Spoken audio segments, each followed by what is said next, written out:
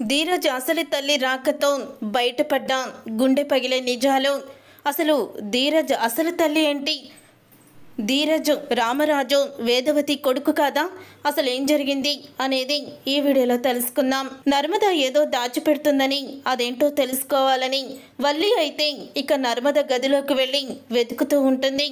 అది చూసి కోపంతో రగిలిపోతూ ఇక నర్మద అయితే వేదవతి దగ్గరికి వల్లిని తీసుకువచ్చి అంటూ ఉంటుంది, చూడండి అత్తయ్య గారు, తను పెద్ద కోడలైనంత మాత్రాన మా గదిలోకి మాకు పర్మిషన్ లేకుండా తను రావడం మాత్రం కరెక్ట్ కాదు. మీరైనా చెప్తారా, లేకపోతే మావయ్య గారికి చెప్పమంటారా అని అంటూ ఉంటే అప్పుడే ఇక వల్లి అయితే మావయ్య గారికి నువ్వు చెప్పేదేంటి, నేనే చెప్తాను. రాత్రి నువ్వు ఏదో రహస్యంగా దాచిపెట్టుకొని కొంగు పక్కన వెళ్తున్నావు కదా, అదేంటో తెలుసుకోవాలని వెళ్ళాను అని అంటూ ఉంటుంది వల్లి అయితే. అప్పుడే ఇక వేదవతి అయితే రాత్రి నువ్వు కొంగు చాటున ఏం దాచుకొని వెళ్ళావు అని అంటూ ఉంటుంది వేదవతి నర్మదని. అప్పుడే ఇక నర్మద అయితే అత్తయ్య, కొన్ని చెప్పుకొని ఉంటాయి, చెప్పేవి ఉంటాయి, చెప్పుకొని రహస్యాలు కూడా ఉంటాయి, మాకంటూ పర్సనల్ విషయాలు ఉంటాయి కదా అత్తయ్య, వాటిని నలుగురిలో పంచుకోలేం కదా అని అంటూ ఉంటుంది నర్మద అయితే. అప్పుడే ఇక వల్లి అయితే ఏం కాదత్తయ్య, తను మీరు అడుగుతున్నారని అలాగా బోకాయిస్తుంది అంతే అని అంటూ ఉంటుంది వల్లి అయితే. అప్పుడే ఇంకా నా దగ్గర పర్సనల్ ఏముంది చెప్పు నర్మద, అసలు నువ్వు అంత చాటుగా తీసుకువెళ్తున్నావు ఏంటయ్యి అని అంటూ ఉంటే, ఏముంది అత్తయ్య, నెల నెల ఆడవాళ్ళకి కావాల్సినవే అందే తీసుకువెళ్తున్నాను నేను అని అంటూ ఉంటుంది నర్మద అయితే. అప్పుడే కాదు విని వేదవతి, అర్థమైందా వల్లి, పర్సనల్ అంటే సాటి ఆడదానివి, ఇద్దరు ఒకే వయసోళ్ళు కదా, ఆ మాత్రం అర్థం చేసుకోలేకపోయావా అని అంటూ ఉంటుంది వేదవతి వల్లిని. అదేంటత్తయ్య మీరు కూడా అలా మాట్లాడుతున్నారు, తను పీరియడ్స్ గురించి నేను చాటుగా వాటిని తీసుకువెళ్తున్నానంటే నాకు చూపిస్తే సరిపోతుంది కదా అని అంటూ ఉంటుంది వల్లి అయితే. అత్తయ్య, ఇలాంటివి కూడా తనకి చూపించి తీసుకువెళ్ళాలని రూల్ ఏం పెట్టలేదు, ఇంట్లో పెట్టాల్సిన అవసరం కూడా లేదు, తను ఎలా ఉండాలో అంతే అర్హతతో ఉండమనండి, మా విషయాల్లో జోక్యం చేసుకోవద్దు, నేను అది చూపించకపోతే వెళ్ళి మా గదిలో తను ఎలా వెతుకుతుంది అత్తయ్య అని అంటూ ఉంటుంది నర్మద అయితే.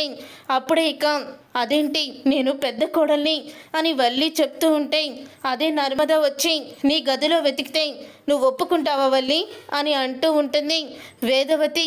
అప్పుడే ఇక వల్లి ఒక్కసారి వేదవతి మాటలకి షాక్ అయిపోతూ, ఏంటత్తయ్య అలా మాట్లాడుతున్నారు, చిన్న కోడలికి సపోర్ట్ చేస్తున్నారా అని అంటూ ఉంటే, చిన్న కోడలికి పెద్ద కోడలికి సపోర్ట్ చేయడం కాదు, నువ్వేదన్నా ఉంటే నాకు చెప్పాలి వచ్చి, అంతే తప్ప నీ మట్టికి నువ్వు నిర్ణయం తీసుకొని వాళ్ళ గదిలోకి వెళ్ళి వాళ్ళకి తెలియకుండా వాళ్ళ అనుమతి లేకుండా వాళ్ళ సామాన్లన్నీ వెతకడం ఏంటి, అది మాత్రం తప్పే అని అంటూ ఉంటుంది వేదవతి. వెళ్ళి మీ మామయ్య గారితో చెప్తావా, చెప్పు, ఆయనకి అర్థమయ్యే ఎలా చెప్పాలో నేను చెప్తాను, ఆయనే అంటారు వాళ్ళ పర్మిషన్ లేకుండా వాళ్ళ గదిలోకి నువ్వు వెళ్ళినందుకు అని అంటూ ఉంటుంది వేదవతి అయితే. అప్పుడు ఇక వల్లి అయితే వేదవతి మాటలకి అంటే నాదే తప్పంటారా అని అడుగుతూ ఉంటుంది వల్లి. ముమ్మాటికి నీదే తప్పు, ఇంకోసారి నర్మదకి తెలియకుండా నర్మద గదిలోకి వెళ్ళావంటే మాత్రం నేనే ఊరుకోను అని చెప్తూ ఉంటే, అప్పుడు ఇక వల్లి అయితే ఏడుస్తూ తన గదిలోకి వెళ్ళిపోతుంది. ఏంటత్తయ్య ఇది, వల్లి చేష్టలకి రోజు రోజు మితిమీరిపోతున్నాయి అని అంటూ ఉంటుంది నర్మద.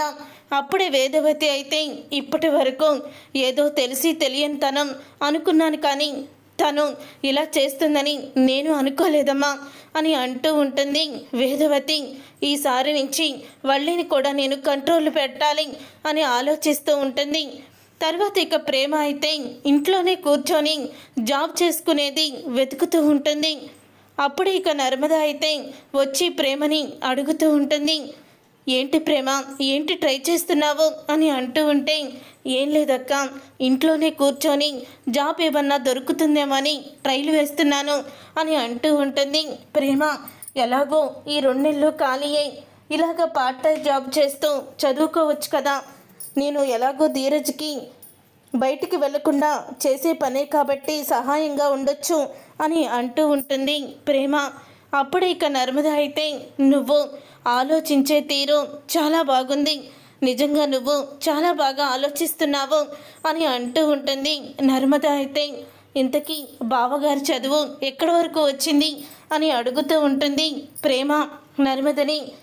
తనకి ఇంకో 4 రోజుల్లో ఎగ్జామ్స్ ఉన్నాయి, అసలు ఎగ్జామ్స్కి మిల్లుకి వెళ్లకుండా ఇంట్లో ఉండి చదువుకుంటే బాగుండేది, కానీ మిల్లుకి వెళ్ళాలి, ఎందుకు రాలేదని మామయ్య గారు అడిగితే సమాధానం చెప్పాలి కదా ప్రేమ అని అంటూ ఉంటుంది నర్మద.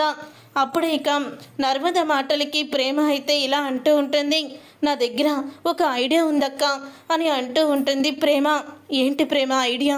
ఏం లేదక్క, 4 రోజులు బావగారి ఇంట్లో ఉండాలంటే నువ్వు ఒక పని చెయ్యాలి, బావగారికి హెల్త్ బాగోలేదని చెప్పు అని అంటూ ఉంటుంది నర్మదతో.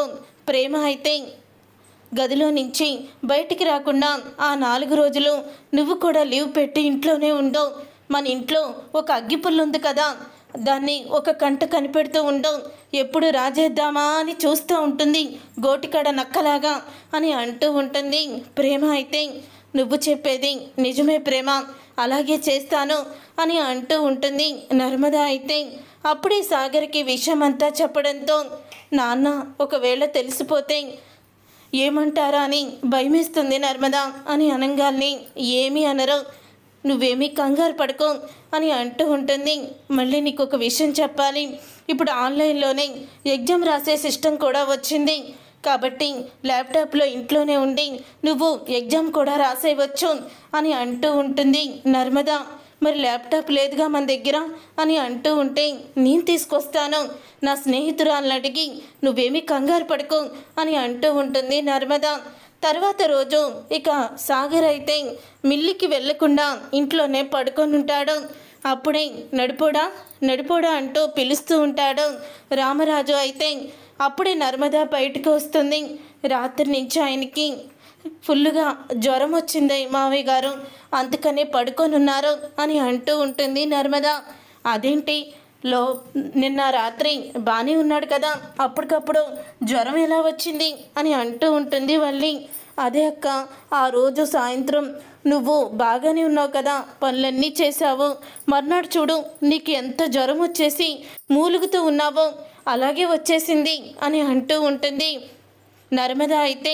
అప్పుడు అది విని ఒక్కసారే షాక్ అయిపోతూ, ఏంటి నాది నాకే తిరిగి కొడుతుందా ఈ నర్మద, నేను ఆ రోజు నటించాను కదా, మరి ఈరోజు సాగర్ నటిస్తున్నాడా అని అనుకుంటూ ఉంటుంది వల్లి అయితే.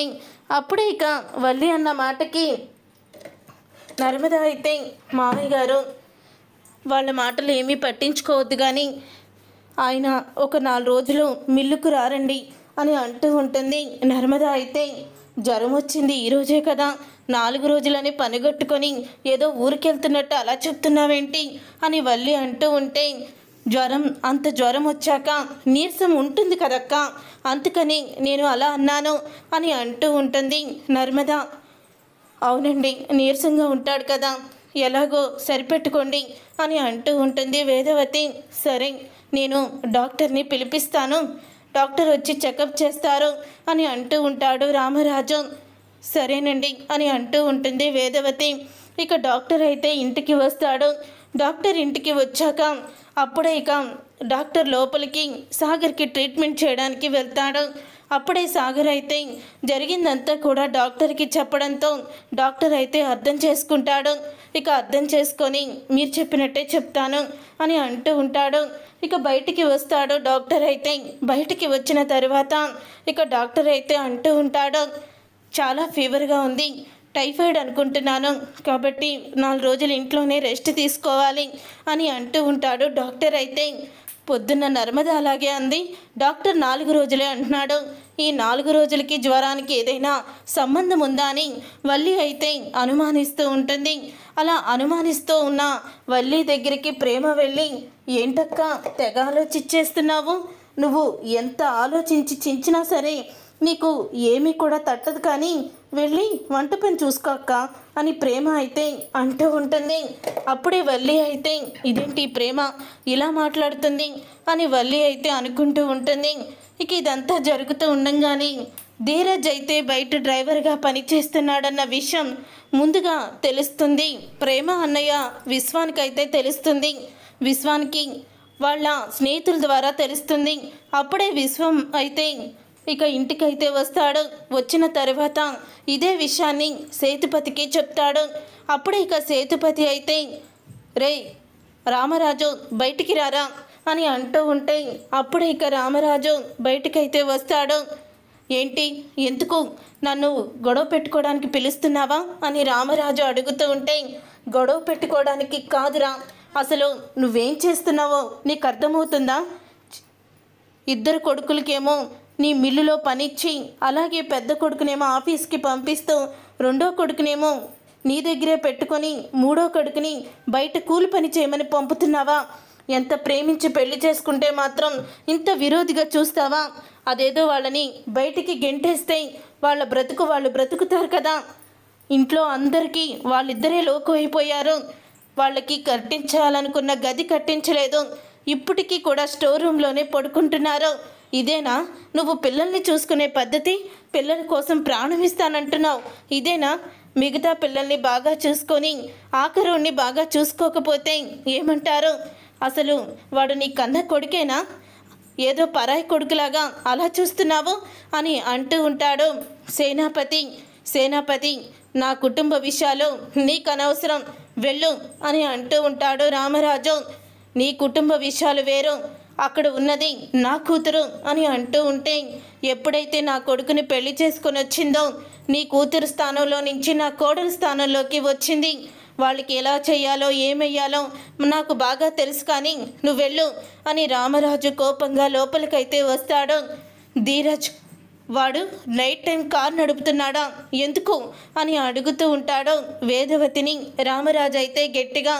అప్పుడు ఇక రామరాజు అన్న మాటకి వేదవతి అయితే నాకు తెలియదండి, అసలు ఎందుకు అలా చేస్తున్నాడో నాకు తెలీదు అని అంటూ ఉంటుంది వేదవతి. ఇక ప్రేమనైతే పిలుస్తుంది. అప్పుడే ప్రేమ అయితే నాకు నా చదువు కోసమని అలా కష్టపడుతున్నాడు ధీరజ్ అని నిజం చెప్పేస్తుంది ప్రేమ. అప్పుడే అది విని షాక్ అయిపోతూ ఉంటాడు రామరాజు అయితే. నీకు చదువుకోవడం కోసం వాడు గుడ్డులా పనిచేస్తున్నాడా అని అంటూ ఉంటే చూసారా మావయ్య గారు, మీకు తెలియకుండా ఇంట్లో ఎన్నెన్ని రహస్యాలు దాగున్నాయో అని అంటూ ఉంటుంది వల్లి. అప్పుడే ఇక చందు అయితే నువ్వు ఆపుతావా వల్లి, ఇప్పుడు మనకు కూడా ఒక రహస్యాన్ని దాచిపెట్టాము, నీకు గుర్తుందా అని చిన్నగా అంటూ ఉంటాడు. పక్కకు వెళ్ళి చందు అయితే మా నాన్నకి నేను అప్పు చేసిన 10 లక్షలు కూడా నీకు ఇచ్చానని తెలిస్తే ఇలాగే ఉంటుంది యాక్షన్ అని అంటూ ఉంటే అప్పుడే ఇక వల్లి అయితే ఏమీ మాట్లాడలేక మౌనంగా ఉండిపోతుంది. ఇంతలో ధీరజ్ అయితే ఇంటికి వస్తాడు. ఇక ధీరజ్ ఇంటికి వచ్చిన తర్వాత అప్పుడే ఇక ధీరజు ఒక ఆమెనైతే తీసుకొస్తాడు ఇంటికి. ఇక ఆమెని చూసి షాక్ అయిపోతూ ఉంటాడు రామరాజు అయితే. కానీ ఆమె స్పృహ కోల్పోయి ఉంటుంది, స్పృహలో ఉండదు. అప్పుడే రామరాజు రే ఎవరు అని అడుగుతూ ఉంటే తెలియదు నాన్న, పాపం రోడ్డు మీద పడిపోయి ఉంది, ఎవరు లేరనుకుంటా, అందుకని ఇంటికి తీసుకువచ్చాను అని అంటూ ఉంటే అదేంట్రా దారిలో ఎవరో కళ్ళు తిరిగి పడిపోతే ఇంటికి తీసుకురావడం ఏంటి అని అడుగుతూ ఉంటాడు రామరాజు. ఏమో నాకేమీ అర్థం కాలేదు నాన్న, ఈమెని చూస్తుంటే నాకేదో దగ్గర వెళ్ళగా అనిపించింది, వదిలి బుద్ధి రావలేదు, అందుకనే తీసుకువచ్చాను అని ధీరజ్ అయితే అంటూ ఉంటాడు. ప్రేమ వెళ్ళి వాటర్ తీసుకురా అని అంటూ ఉంటాడు ధీరజ్ అయితే. అప్పుడే ప్రేమ వెళ్ళి వాటర్ తీసుకొస్తుంది. ఒక పక్క రామరాజుకి చెమటలు పట్టేస్తూ ఉంటాయి.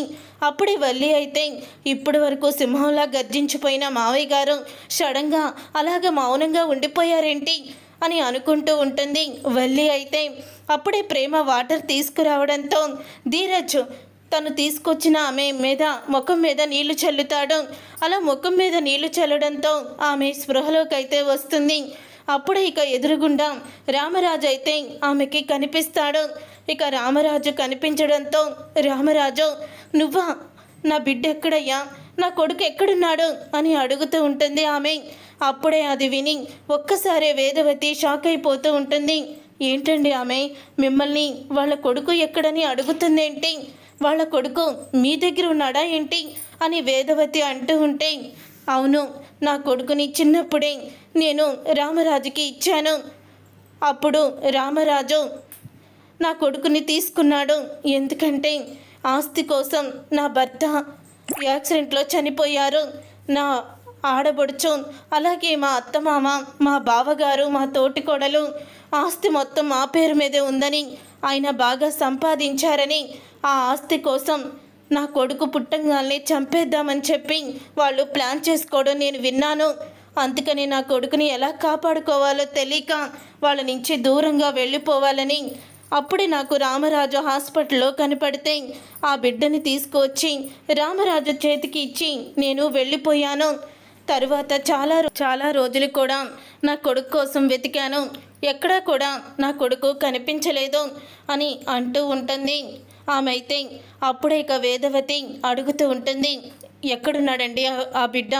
ఆమె బిడ్డ ఎక్కడున్నాడో, ఏమన్నా అనాథాశ్రమంలో పెట్టారా చెప్పండి అని అంటూ ఉంటే అప్పుడే రామరాజు ఈమె కొడుకు ఎవరో కాదో మన చిన్నోడే ఈవిడి కన్న కొడుకు అని అంటూ గుండె పగిలే నిజాన్ని బయట పెడతాడు రామరాజు. అది విని ఒక్కసారి వేదవతి, ధీరజ్ అందరూ కూడా షాక్ అయిపోతూ ఉంటారు. ఆ రోజు నువ్వు కూడా హాస్పిటల్కి డెలివరీకి వచ్చావు, కానీ నీకు పుట్టిన బిడ్డ చనిపోయాడు. అప్పుడే ఈ అమ్మ తన బిడ్డని జాగ్రత్తగా చూసుకోమని నా చేతుల్లో పెట్టింది. ఆ రోజు నుంచి మన కొడుకుగా మన చిన్నోడు పెరిగాడు అని అంటూ ఉంటాడు రామరాజు. అయితే అప్పుడే వేదవతి ఒక్కసారే కుప్పకూలిపోతుంది. ధీరజ్ తన కన్న కొడుకు కాదని తెలుసుకొని వేదవతి అయితే షాక్ అయిపోతూ ఉంటుంది. అప్పుడే ఇక రామరాజు దగ్గరికి వెళ్ళి ధీరజ్ రామరాజు కాళ్ళు పట్టుకొని, లేదు నాన్న, నేను మీ బిడ్డని, నేను ఇంకెవరి బిడ్డని కాదు. అమ్మని నిన్ను వదిలి నేను ఎక్కడికి వెళ్ళలేను నాన్న, మీరు ఉండాలి నాకు, నేను ఎక్కడికి వెళ్ళను, నాకు ఎవరూ తల్లి కాదు అని ధీరజ్ అంటూ ఉంటే అప్పుడే ఇక ధీరజ్ని చూస్తూ ఆమె అయితే అంటూ ఉంటుంది, బాబు అని అనగానే, నన్ను క్షమించండి అమ్మా, నాకు మీరు జన్మనివ్వచ్చు, కానీ నా తల్లిదండ్రులు మాత్రం వీళ్ళిద్దరే, నేను వీళ్ళని వదిలి ఉండలేను, నన్ను క్షమించండి అని అంటూ ఉంటాడు ధీరజ్. అయితే చూసారుగా ఫ్రెండ్స్, రాబోయే కథలో ఖచ్చితంగా ఇలాగే జరగబోతుంది. మరి ఇలాగే జరగాలని మీరైతే కోరుకుంటున్నారా? అయితే వీడియోని తప్పకుండా లైక్ చేసి ఛానల్ని సబ్స్క్రైబ్ చేసుకొని పక్కనే ఉన్న గంట సింబల్పై ఆల్ అని క్లిక్ చేయండి. అప్పుడే మేము పెట్టే ప్రతి వీడియో మీరు మిస్ కాకుండా చూసేవచ్చు.